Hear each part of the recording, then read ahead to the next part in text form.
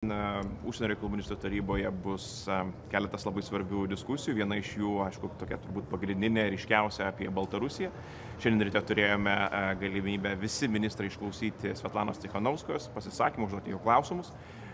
Ir kiek vėliau diskutuosime apie tai, kokių veiksmų ES turėtų imtis toliau prieš režimą, kad mes galėtume užtikrinti, kad Lukašenka ateityje pakeistų savo veiksmus. Tai pirmiausias ir, aišku, daugiausia dėmesio sulauksantis diskusijos punktas yra galimos sankcijos. Tai šiandien manau, kad užsienio reikalų ministrai galutinai patvirtins 4. sankcijų paketą. Lietuva to ir prašė, to ir tikėjosi. Mes nuo pat Ryanair krizės, lėktuvo krizės dienos kalbėjome apie tai, kad 4. paketas turi būti patvirtintas nedelsiant ir apie sektorinės sankcijas diskusija gali tęstis toliau, bet yra vilties, kad jinai irgi taip pat šią savaitę irgi taip pat baigsis. Savo ruožtu aš